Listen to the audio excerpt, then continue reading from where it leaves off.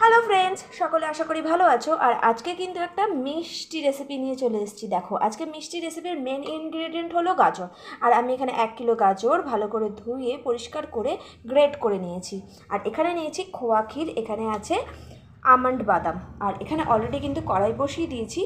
আর লাগবে আমার ঘি। তো আমি এখানে 2 চামচ পরিমাণ ঘি দিয়ে দিলাম। এবার এটা একটু ভালো মতন গরম হতে দেবো।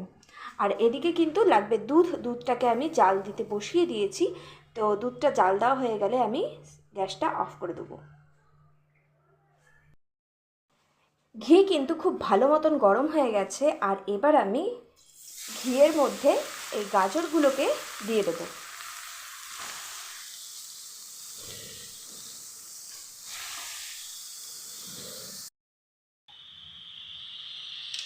এবার আমি ঘিয়ের মধ্যে গাজরগুলোকে একটু সফট করে ভেজে নেব। লাল লাল করব না বা একদম ভাজা ভাজা করব না, একটু সফট করে ভেজে নেব। তো চলো আগে ভেজে নিই। গাজরটা আমি বেশ কিছুক্ষণ ধরে নেড়ে চেড়ে সফট করে নিয়েছি। আর এবার এর মধ্যে দিয়ে দেবো যে দুধটা আমি জাল দিতে বসিয়েছিলাম, সেটা জাল দেওয়া হয়ে গেছে। এবার এই দুধটাকে আমি অ্যাড করে দেবো এর মধ্যে।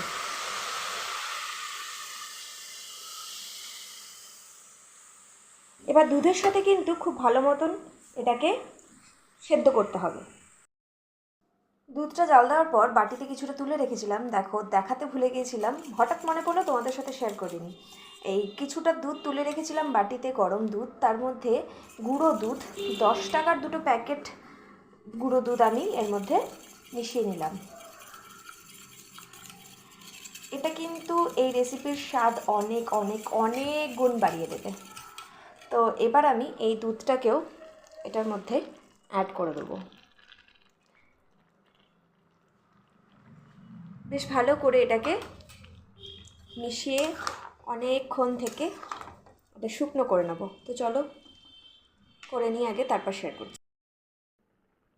বিশ্বাস করবে কিনা জানি না, অসাধারণ গন্ধ ছাড়ছে আর গন্ধে সারা ঘর ম ম করছে। দেখো, অনেকক্ষণ ফুটিয়ে নিয়েছি, কালারটা কিন্তু হেভি লাগছে। দেখো তোমরা একটু ভালো মতন, কালারটা কিন্তু হেভি এসছে। যদিও গাজরের সাথে দুধের মিশে কালারটা কিন্তু ভালো আসারই কথা। এবার আমি এর মধ্যে অ্যাড করে দেবো পরিমাণ মতন চিনি।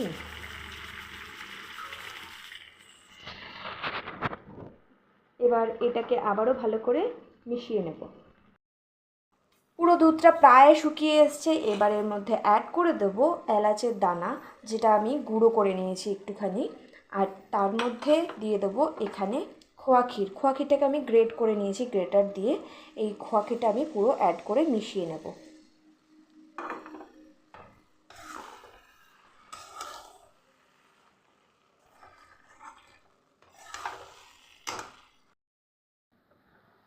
দেখো, রেসিপি আমার পুরোপুরি ডান। এটা পুরো শুকিয়ে গেছে আর কড়াইয়ের গা থেকে কিন্তু ছেড়ে ছেড়ে যাচ্ছে। এই মুহূর্তেই বুঝতে হবে যে রেসিপি পুরোপুরি ডান হয়ে গেছে। তো চলো নামিয়ে নিই। রেসিপি পুরোপুরি ডান। আর আমি নামিয়ে কিন্তু গার্নিশ করে নিয়েছি আমন্ড বাদাম আর খোয়া ক্ষীর দিয়ে। দেখো কত টেস্টি লাগছে দেখতে, আর খেতেও কিন্তু অতটাই টেস্টি হয়েছে। তো কাদের কাদের রেসিপি ভালো লাগলো একটু কমেন্টে জানিও। আর অতি অবশ্যই লাইক করতে ভুলো না। আর যারা যারা নতুন তারা সাবস্ক্রাইব করে দিও, আর যারা ফেসবুক পেজে দেখছো তারা ফলো করে দিও।